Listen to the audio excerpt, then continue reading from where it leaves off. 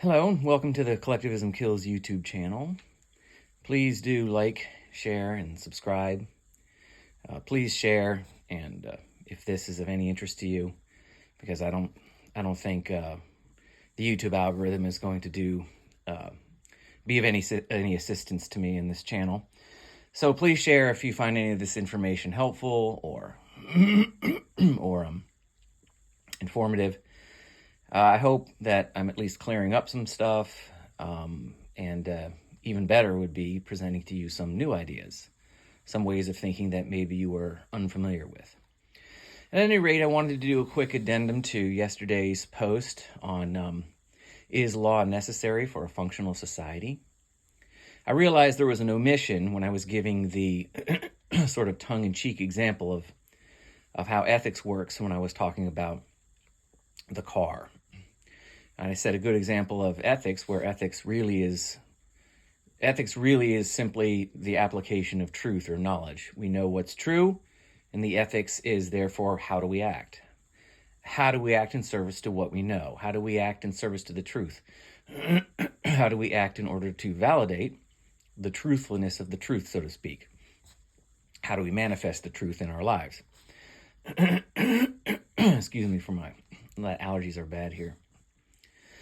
So I gave the example of the car, and I left out some omission, but I had an omission there when I was talking about the car. So the example was, okay, here's the truth. The truth is this thing in my driveway is my car.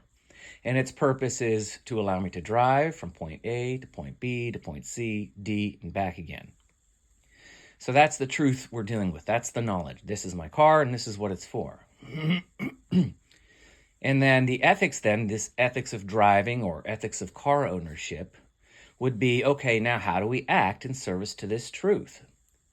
Now, a lot of times the knowledge and the ethics are seamless, meaning we don't even necessarily notice that what we're doing or how we're acting in service to a given truth, particularly if it's a small, mundane, sort of pedestrian truth like that's a car, we don't always notice the ethics involved, but that ethics are involved with everything. Everything we do in service to whatever it is we know, that's ethics. So how we act and how we behave is ethics. But we don't always see it like that because there's this seamless corollary between truth and behavior. You know, we always act according to what we know or assume to know. So I was just giving a small example between the car and then how we act in service to the truth. This is a car and this is its purpose. What I forgot to mention is that, okay, so what would the ethics of driving be? What are the ethics of car ownership? And the ethics can be anything. It can have anything to do from, they can include everything. Again, excuse me. They can include everything from what kind of car we happen to have bought and own, to how we maintain it, to the rules of the road. These are all ethics. It's just simply behaviors we take in service to the given truth. And so that was the point. That was just a small illustration of how ethics works. Ethics is not this big sort of mysterious, sort of abstract, conceptual, kind of philosophical category where we have arguments and debates over, are they objective? Are they subjective? No. Ethics is much simpler than that. Ethics is simply how do we act based upon what we know. It can be as simple as, I know that's my toothbrush, therefore what do? Well, I brush my teeth with it. So this is how epistemology and ethics works together. And then I went into talking about, now there's different kinds of ethics. There's more specific and fundamental kinds of ethics, like the ethics that we follow or the ethics that we subscribe to when we decide how do we want to organize ourselves socially or politically. You know, and then we have legal ethics or we have moral ethics. And I was explaining the differences in these two ethical primaries. So I wanted to clarify that and include what are the examples of these driving ethics, which I forgot yesterday. I also want to make one thing clear. Oftentimes you run into people who have a problem with the idea of a stateless society or an entirely cooperative society, a voluntary society, a society with no legal authority, no government. And they always have a lot of questions. Well, how do you think people will act here? Or how will you stop people from doing this? Or what do we do in case people do that? Or how do we treat things like, how do we treat certain things that are perhaps morally questionable, but not necessarily legally questionable, like drug use? Should that be legal or should that be illegal? What about bigamy? Should it be or polygamy? Sorry, I'm getting my terms confused. Or polygamy? Should it be okay? Is that moral? Is that... I understand these questions, but, and I'm not going to get into the details of my argument for the legitimacy and the superiority of a voluntarist sort of cooperative society. But the point I want to make here is we need to understand that in that kind of society, your fundamental assumptions about everything all the way down to the metaphysical level are going to be different. So what happens is people who are generally critical of the idea of cooperative societies, voluntarist societies, things like that, tend to view them through a lens of the assumptions they hold, which are informed by the society they're already in. So their questions tend to come from a frame of reference of being inside the legal system. So you have to understand that the way people think about who they are, the nature of reality, and how they relate to reality as an individual is fundamentally different than the assumptions people have about those things in a legal system. So if you're asking questions about a moral society based on your metaphysical assumptions about your own nature that are rooted in metaphysics, which would imply a legal society, then the questions are going to be difficult to satisfy. It's a lot more complicated and a lot more involved when you're talking. It's not strictly about superimposing the society we have now. Like, we'll say, this is our society now. What happens if we just remove the government? Oh my gosh, it would be chaos. Well, yeah, of course it would be chaos. Because the vast majority of people that live in our governed societies have very specific assumptions about who they are, how they relate to reality, and what government means to them. So you can't just take away the government and expect them all to just be like, oh, hey, I guess we all just cooperate now. It doesn't work like that. There's all kinds of fundamental metaphysical groundwork that needs to be done. I'm not saying it's impossible. I mean, I do think that that if all of a sudden, for some reason, we no longer had law, I don't think it would be like The Walking Dead. I do think that people, they have a natural inclination to moralities. So I do believe that there would be a calibration in time, and it would probably happen sooner than you think.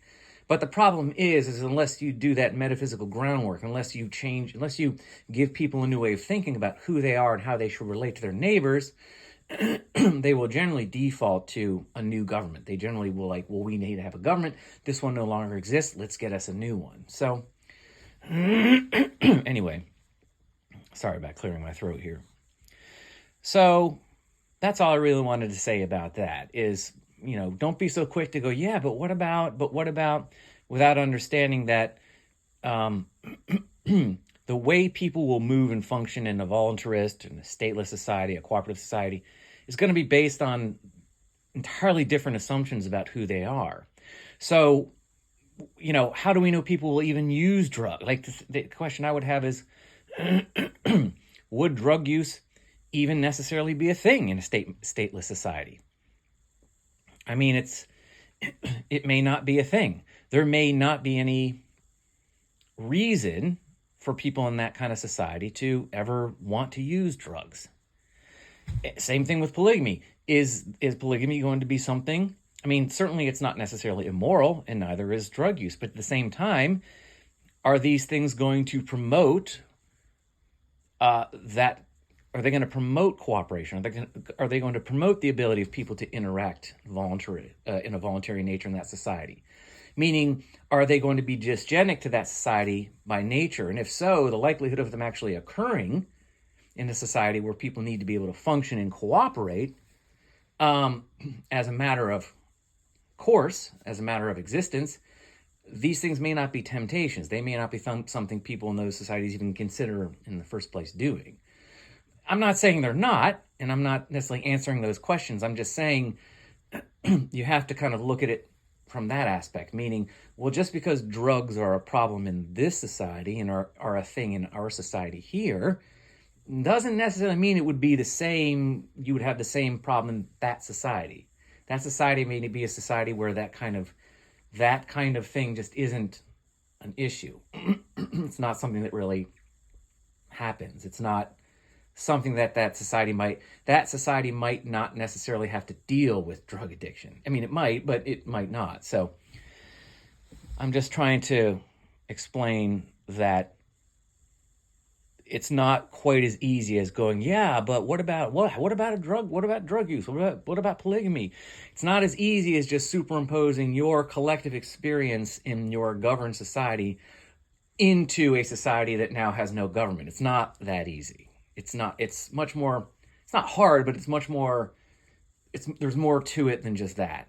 So for the critics, just to be aware that it's not a direct comparison. There's no direct reciprocity.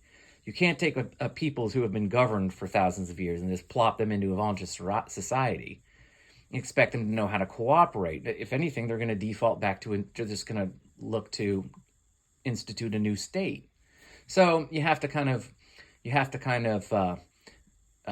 rewrite or relearn new assumptions about who you are as an individual and what reality is and how you relate to it. So that's all. Well, I hope that is clear. If not, I apologize. I'm not the greatest extemporaneous speaker, but hopefully that's clear enough. And having said that, hope you guys have a great day. Please share this information if it's of any help to you. Please like and subscribe. It's a great encouragement to have me continue to do this. I mean, I do it for fun. I mean, it would be a lie to say I don't care about views or clicks, but at the same time, I really do it because I enjoy it. But, I would also be lying to say there wasn't a little bit of motivation that gets sort of injected in me when you see, that the numbers are a little higher. So anyway, having said that, you guys have a great day, and I will talk to you later. Thanks. Bye.